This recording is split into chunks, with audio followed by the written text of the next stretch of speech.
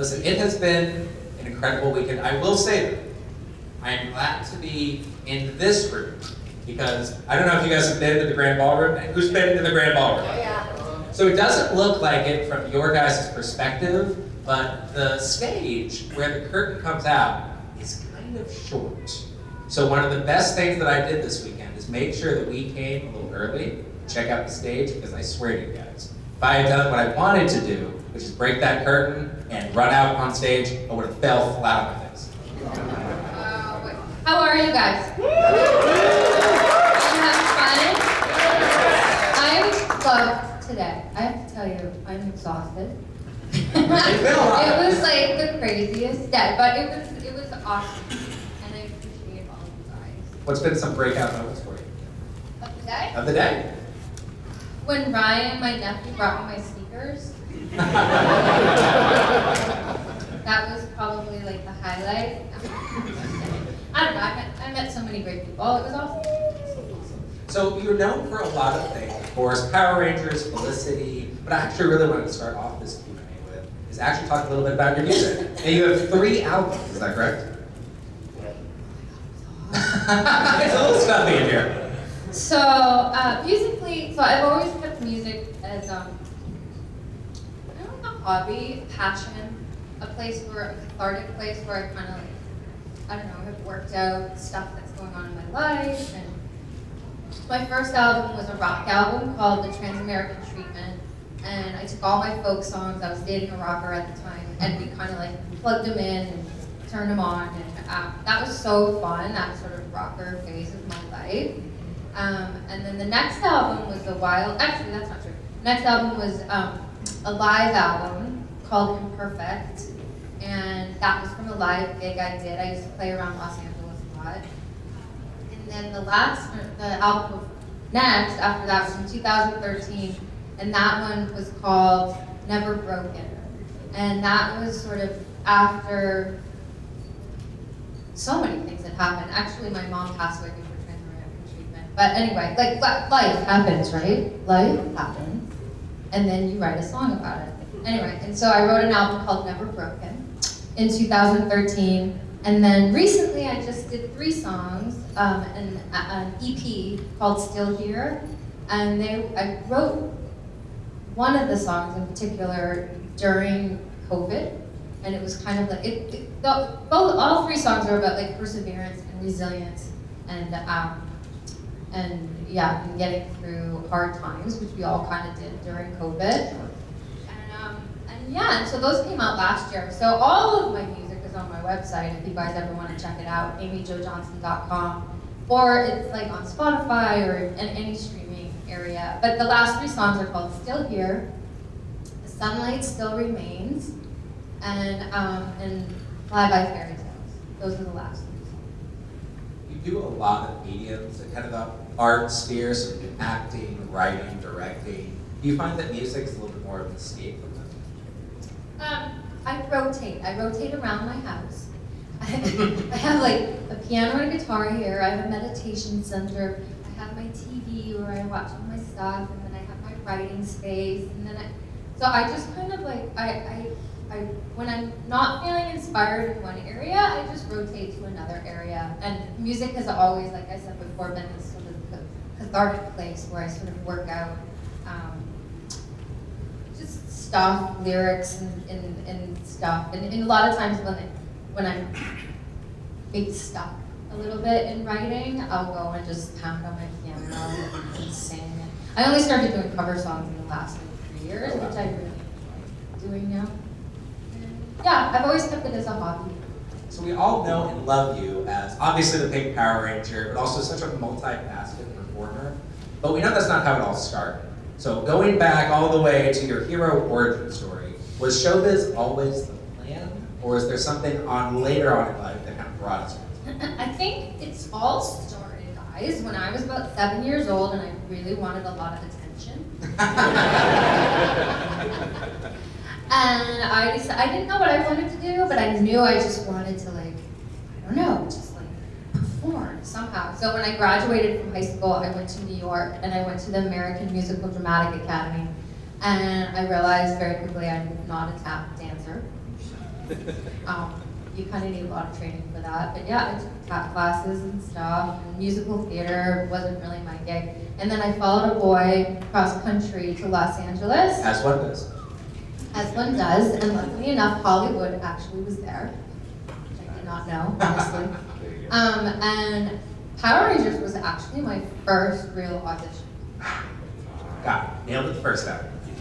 I was there for 6 months. I took a commercial workshop class from this woman, Katie Wallens, and she happened to be the casting director for Power Rangers. The chance it counted.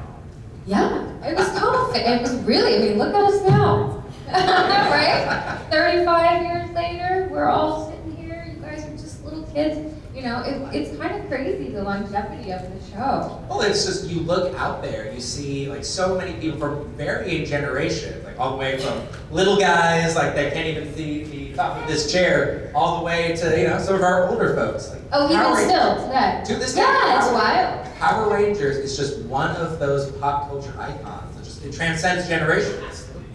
And I love it. I love when people come to the table and it's like a 5-year-old and then their dad and then their dad's dad.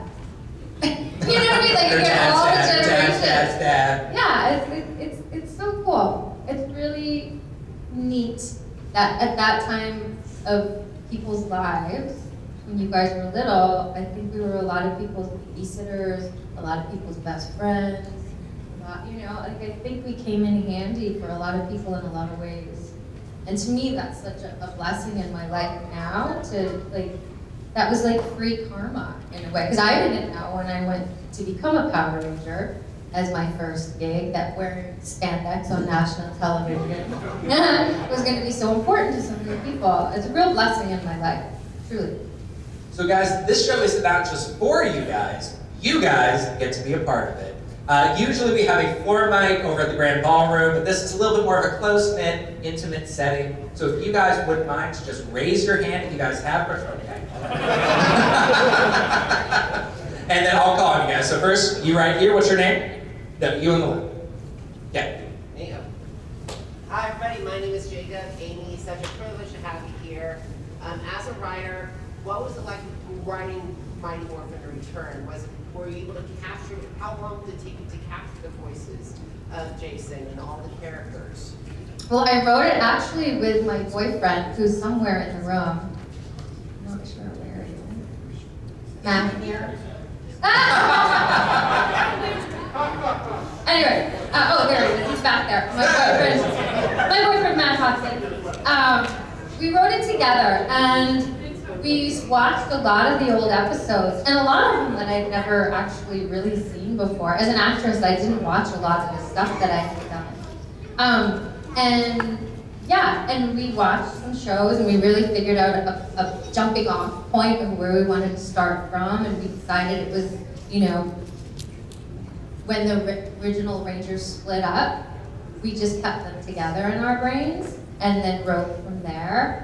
And it was really awesome to revisit all those characters, all of them. And it was really fun to imagine new characters and just kind of like where would they be now and really just kind of figure that out. If you guys haven't read it yet, I met a lot of people today that didn't know that I had written a comic book with Matt. And it's called Mighty Morphin Power Rangers The Return. And basically it's about what if the original Rangers had stayed together, where would they be now? Yeah, and it's quite dramatic. I don't know if that's the right word. Anyway, a lot happens. It goes to places. Check it out. Oh, thank you. So for those of you that don't know, where can they check that out? Oh, this guy's got a cover right Oh, here. there it is. That's issue 1. And where did you There's 4 get that, issues. sir? Comic book store?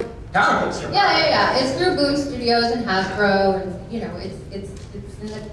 I mean, the trade paperback is already out, so it's 4 issues. Google it, you will find it. Yeah. Thanks. Yeah, you with the blonde hair? Yes. Hi, what's your name? My name is Drake. I'm glad you're here, Ms. Johnson. My question is, when filming Mighty Morphin Season 3 and the episodes that build up to a different shade of pink, how well did you get to know your successor, Captain Sutherland?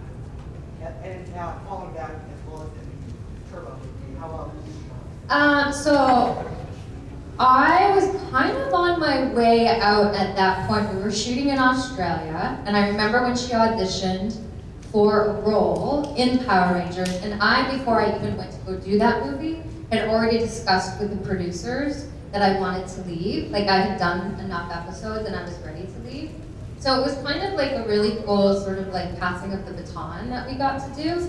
So I did the movie, we shot some episodes in Australia, came back, did a few more episodes where she sort of took over as Kimberly, and then I got to go do Susie Q through the same producers.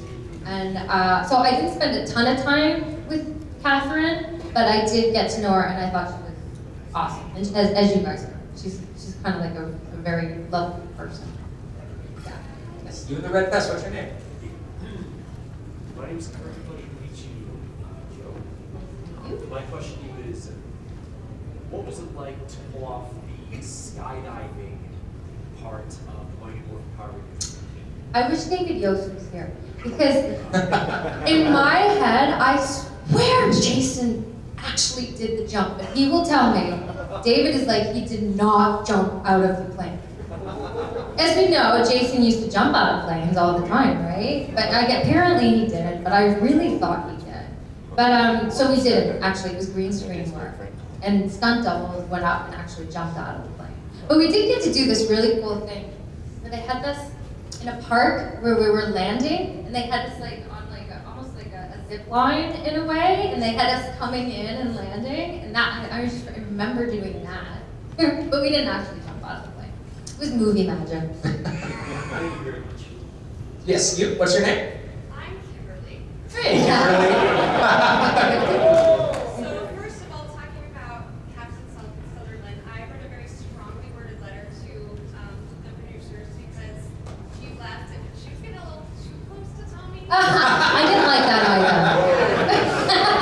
I'm pretty sure my mom didn't nail it, but you know. But the effort was there. Yeah. So, and then we also talked about Susie Q. Where can we find it streaming? Can we get it somewhere? Like, I need you to like push for this. This is like. I know. So what I have done is I did find a very good quality DVD. So if you go to amyjojohnson.com and you become a member, totally free, and go in the toy box, I put the entire movie up there. And I did that for you guys, but then also curious if someone's gonna come tell me to take it down, because that person is the person who has the rights, and then I can say, can you guys stream it somewhere?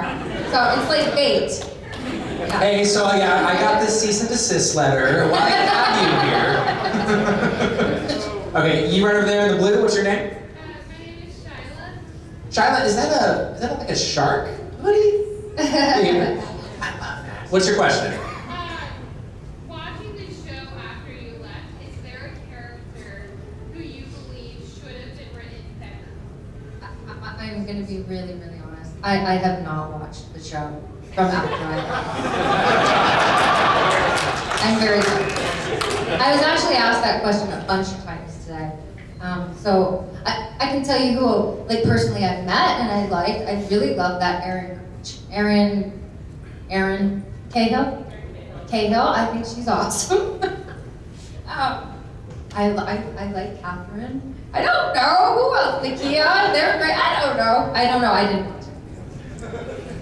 All right, so my small friend in the back. Yes, what's your name? May. May, what's your question?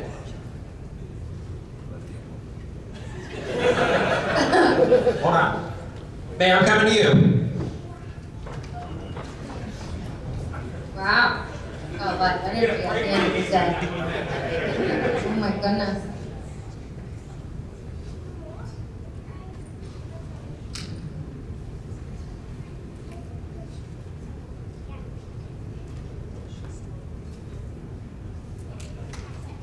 What is it? Friend May would Yeah. like to ask you, do you still morph into a Power Ranger? I do. No, man. I don't. You know why? I'm 54, and there's no way I'm putting that spandex back. It's not happening. All right, I guess over here in the green, what's your name? Dan. Dan, what's your question? I have so many. Oh boy. You got this. When you started Power Rangers, like, did you know it was going to be, like, did you feel like it was going to be as big as it was? And then when they made a movie, were you like, wow, like, we really made it? No, it was the moment, I can tell you, the moment that we knew that, oh boy, this is kind of crazy, is I'm sure you guys have heard the story about the Universal Amphitheater shows. I think that was the moment. And so we shot the pilot in September, and then we continued to just shoot, like for a whole year before the show was even on the air. So we shot, I don't know, 30 episodes, and then it went on the air. And then we went to go to Universal Amphitheater at like the end of September after it just aired, I guess. And probably, if David was here, he would tell me I was very wrong about the timing. But we went to go do this one show at Universal Amphitheater, and it sold out so many times. We ended up doing like 4 shows for 7,000 people in one day. It was so crazy. And then the other time that I was like, oh my God, we went to Hawaii. And I remember it was me, JDF, and probably Yosti. And we landed at the airport, and they announced on the radio that we were coming. And we got there in Hawaii, yep. And we had no security. And you know how they let you? Oh, yep. We got off the plane. There was thousands and thousands and thousands of people. And they were just laying us and laying us and laying us. And all of a sudden, JDF turns around and looks at me, and all I see are 2 tiny little eyes. And all, like we were almost laid to death. Literally. And then, what are they called? I said worst ways to get. Oh, I know, right? Right. And then I remember getting in the limos, and it was like thousands and thousands and thousands of people. We felt like rock stars for a second, for sure. It was terrifying to me. I didn't like that kind of, I didn't like it. So on top of acting, you also direct as well. So I wanted to ask, does starting out in acting, did that make you a better director? I think it definitely has helped me, for sure. I think, I look at the 15, 20 years of acting as a training ground in a lot of ways for being on a set, and how to hit a mark, and how a set is run, and you know, where the camera is. And then it was when I moved my life to Canada and to Toronto when I realized how much I wanted to start writing and directing. And as soon as I did my first short film, I was like, this is all I want to do. And so I just took the acting hat off, and so for the last almost 20 years now, maybe 15 years, that's all I've focused on is writing and directing. So I've done 4 short films and 2 features, and then just working so hard to get those next films off the ground. You in the hat. Yeah, what's your name? John, John. what is next for Amy Jo Johnson? Well, John. So yeah, like I said, I'm just trying to get the book. I've written a love story called Into the Earth that I have producers and we're trying to get off the ground, and then I have an erotic thriller. Go on. I know. Called What We Become, and we've passed that. We're just getting the rest of the funds together, and then I just finished another screenplay. And so I spend most of my days at my kitchen table with a cup of coffee writing right now. And I did an episode of Superman and Lois a couple years ago, which was super fun. I love directing and writing. Yeah. Oh, and writing The Return was super fun too, the comic book. Yeah. You right here, what's your name? Kobe, Hey, Kobe. I was just wondering if there was an episode you remember filming that you had so much fun with, where you were just like, I want to do this again. I think even now, if there was an episode you remember having so much fun. For Power Rangers, right? Yeah, I think for me, I mean, working with David, even though, I mean, he's like family and like my best friend, and back in the day, we sort of kind of bickered like brother and sister a little bit. We both had crushes on JDF. Totally. I mean, who did? Right. I loved my episodes with David. So I love switching places, and I love power punks, and yeah. And also, yeah, I liked Gloom and Doom too. You right here, what's your name? Oh, my name is Kevin. Look, so I'm proud of you for walking out when Savannah destroyed you guys. I didn't. That was not me. That was you. I thought you did. But I got to meet Walter a few years ago. But Walter did. yes, and you know. It's funny. But in the suit, like, you were so iconic. So I know you put out a tweet once like last year was 23. You're like, yo, I'm not doing the Netflix Power Rangers movie because whatever. And I'm just curious, like, if Savannah ever approached you again, would you ever do another Power Rangers project? Well, first of all, just to correct something. So, back in the day, I like I said before, like I did I asked to leave, and then I did the movie, and then I went and got Susie Q, and it was like it was a very graceful sort of exit and very amicable. And then for the TV series a couple years ago, they asked me. It was shot in Australia, and I have a 16-year-old now, and at the time she was only like 13. And that's a long way to go for a month or so. And my heart and my head is so into writing and directing that, and I was 50, and I did not want to put on that spandex. I'm very serious about that. So I chose not to participate at that time in it, although at the very end is the song, which is very nice. And right now, Saban does not have Power Rangers anymore. It's actually through Hasbro, and apparently now Disney. I think they just announced that they're doing a new TV show. They're just scooping up everything. Yeah, I would go direct an episode of Power Rangers for sure. Why not? Yeah. Thank you so much for your question. Yes, you right here, the brown hat. What's your name? My phone. There. Are you colorblind? Well, so it's got a brown front, right? I think it's red and black. Is it? Oh, I gotta get my eyes checked. Hi, what's your name? Hans. Hans, what's your question? The challenge that was given to you to play in the subway in the Power Rangers costume. Last time JDF was here, he talked about it. And could you tell us about, from your point of view, he talks about the challenge he made for you to do it. Can you tell us you actually doing it and how the people reacted to you? Yeah, so I did that.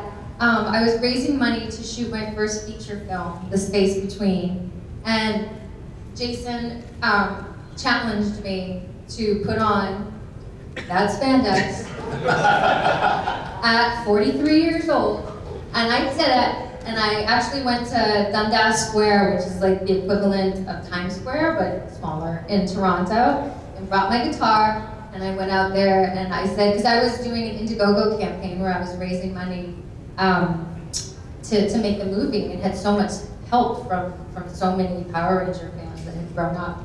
And so that was sort of my gesture and my like, okay, I'm really serious about wanting to make this movie. So I went and basically bust in the middle of Dundas Square in my Power Ranger outfit. And I signed that picture a lot. I do. It comes across. But now that I'm 10 years older, I'm like, God damn, I looked good back then. So you've spoken a lot about your love for writing and directing. Was there a specific moment that you remember where it just kind of clicked in your mind, like, yes, this is what I want to devote the rest of my professional life to? Yeah, it was when I was shooting my first short film. It was like the first day on that set, and as a director, I was like, oh my God, I get to use every aspect of my personality that I usually have to quiet down. Like I get to be, I move very fast. I just get to do it. Whereas an actor, you're sitting in your trailer a lot, waiting, and then you show up and you know your lines. But I love directing, and then as a means to direct, I started to write a lot, but found out that I'm actually quite good at writing. And while I wait for those gigs to direct, which takes forever, I always can be doing something to move my career forward or whatever. I can always sit down and write. So I write every day. Yeah. So hand in the back, yes. What's your name? Nick, Hey Nick, what's your question? what did you think of James Vanderbeek's version Yeah, I remember that thing. It was dark. Yeah, it was harsh. I think it was, I mean, I think they were just playing with something online. So, it was what it was. Yeah, it was what it was. I thought it was fine. It was interesting, right? It was interesting. I don't think it was the right way to go for the new show on Disney. I don't think it. Quote Amy Jo Johnson. It was fun. Yeah, they shot it beautifully, right? It looked cool, but it was a different tone. What did you think of the movie, the 2017 movie? It was actually surprisingly good. Yeah. There was so much about that movie I did like a lot. I know a lot of people had a hard time with it. It's hard to hit the right tone for you guys. You guys are hard to please.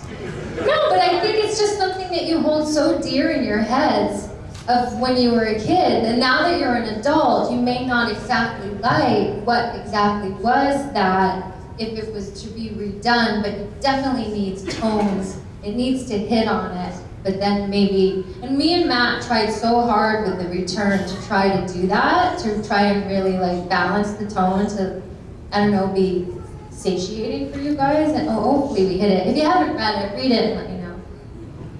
So I got somebody in the front. Yes, what's your name? My name's Jefferson. Hey, Jefferson, what's your question? When you were working on Power Rangers, that was a unique time in your life, and I wanted to know as a young actress, if you had a favorite memory from that point in time when you were doing the work on the Power Rangers and kind of where your life was at. Yeah, oh my God, I just moved to Los Angeles. I remember we became like a family. We would all hang out, the Rangers, including the crew. We would all hang out and party, and it was kind of like our college years in a way. It was definitely a time of my life. Like, yeah, I had a blast. Yeah. I got my little friend over here. What's your question?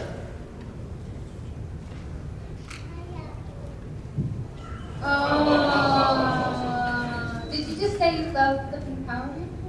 Oh, thank you. I appreciate that. Yes, you in the white shirt, gray shirt. God, you colors like that. What was your favorite storyline on Felicity, and were you Team Ben or Team Noel?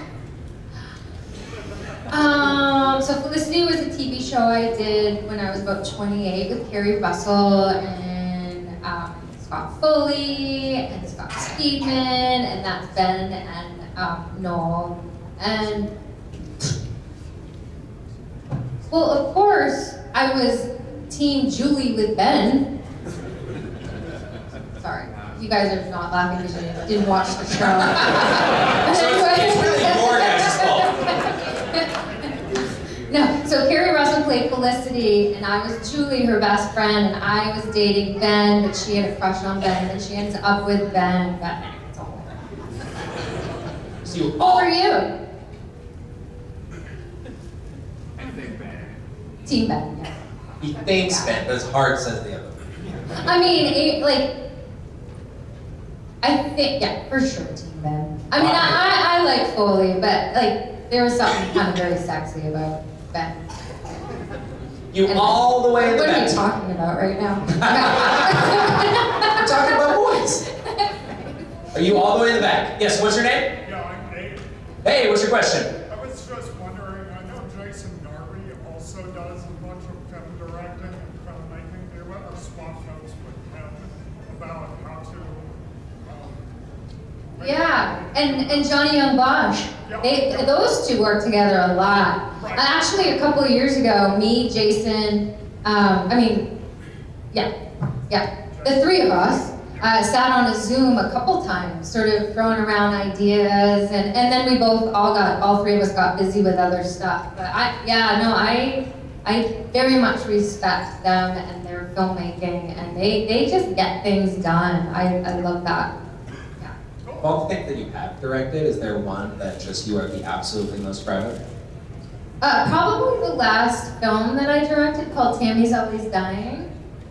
It's a hard film. It's a dark comedy about this woman who is a non-functioning alcoholic dying of cancer. Wow. If you want a good laugh. No. Yeah, on that easy breezy Sunday, just put that one on. But my friend wrote it. I went to the Canadian Film Center, and my friend Joanne wrote it, and I asked her if I could make her movie. And it was, for me, it was a cathartic experience because my mom did pass away from cancer, and my dad did struggle with alcoholism. So I got to kind of sort of play with those things, and I'm very proud of that movie. Yeah. You all the way on the left. Yes. I have my name is Steve. I have a 10-year-old daughter at home that does gymnastics like you did in the show. She wants to be an actress though. So do you have any advice for her?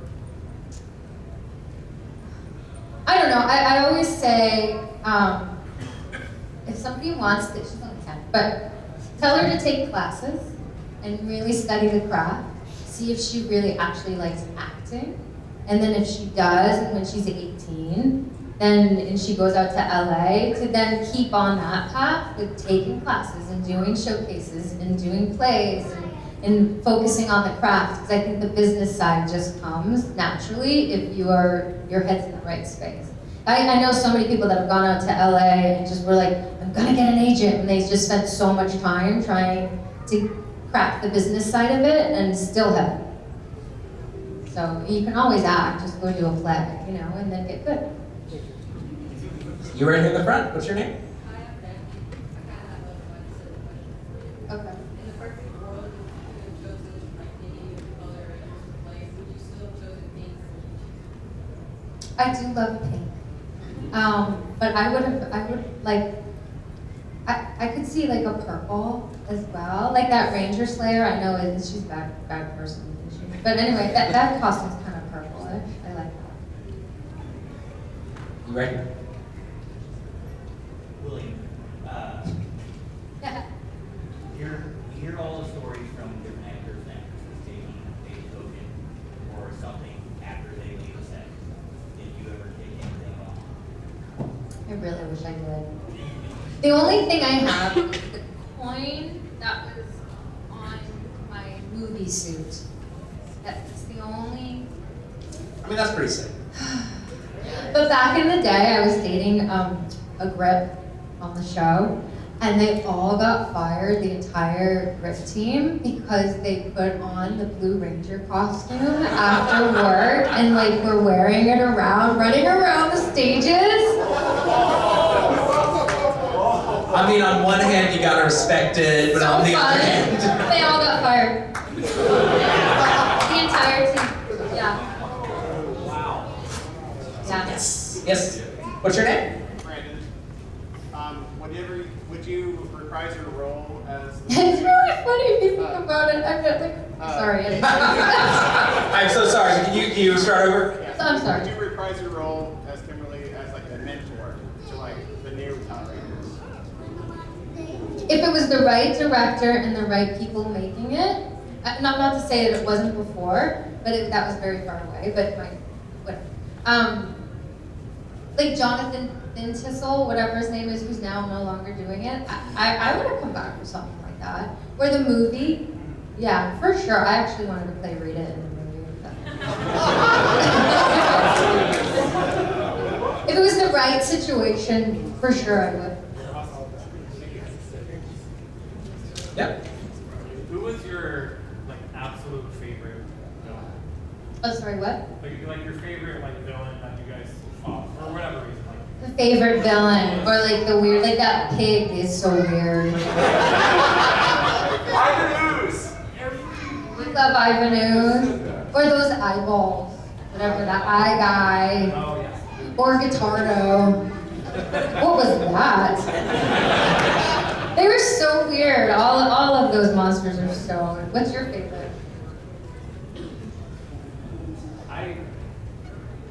Probably Bloom of Doom, and then. Oh, Bloom of Doom. That was a weird one too. It was kind of neat. The pumpkin was probably one of my favorites. Oh, the troll, pumpkin. I absolutely was The terrified. troll. They're all terrifying. No, the troll was the most terrifying. Yes. So like a true Power Ranger, you've dedicated parts of your life to making the world a better place. Can you tell me a little bit about Film Fatales? can't. Oh? No, I love film fatales. I've never been to a meeting. I joined. I joined. I paid my dues, and then they were doing films. I just haven't been. I'm sure they're really wonderful, great organizations. Sorry, we probably should have talked that before we came out. So for those of you who don't know, Film Fatales is a nonprofit organization that works to create more equity for women in the entertainment industry. They're fantastic. Yeah, go check them out. I should probably go check them out. You paid the dues, technically a donation, I was right? like, this is so cool. And they invited me in, and I don't know enough about it, to tell you the truth. We have any other questions? Yes? Is there any part of Amy that you put into Kimberly that wasn't like in the script or that wasn't initially part of that character that was more you? Yeah, I think that when I first got the role, I was very surprised because I had in my head who Kimberly was, and it was not me. Yeah, and I had this blonde girl named Sunny that I knew from acting class. I was like, should I tell her about the audition? Because she makes it perfect. I was like casting her in my head, like she'd make a perfect Kimberly.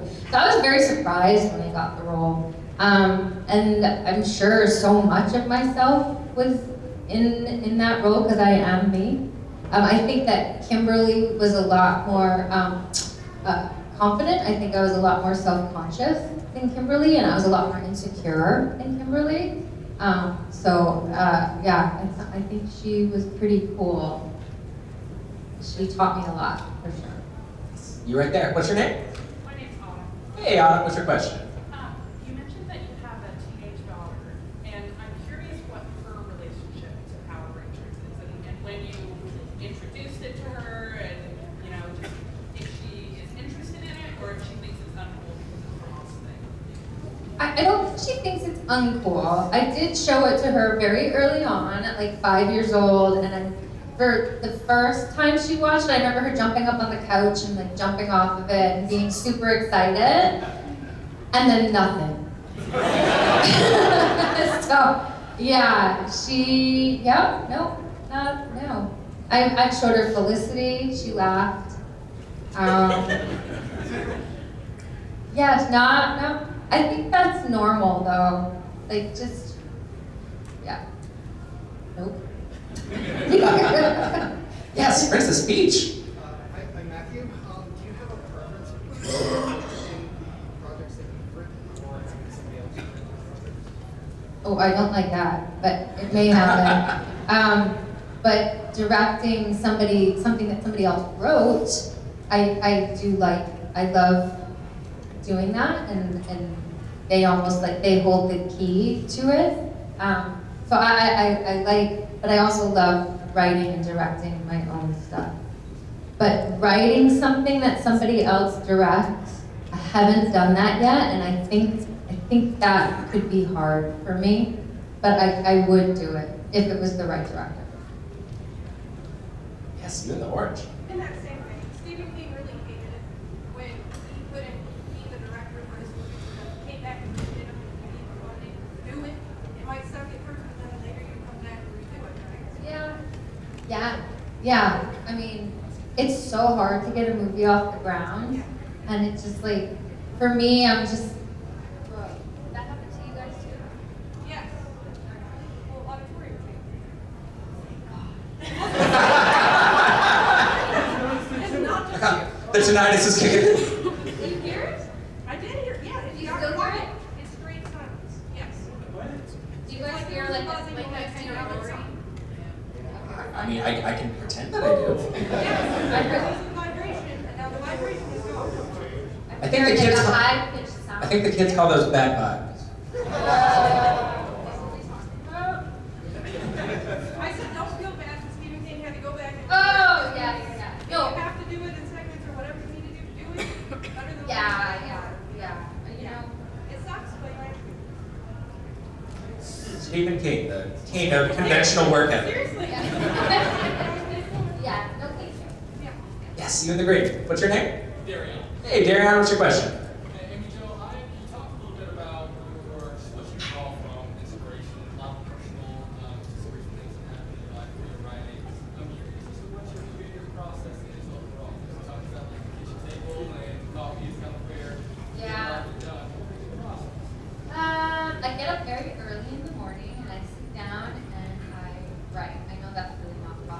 but I do it almost every single day, and I love it.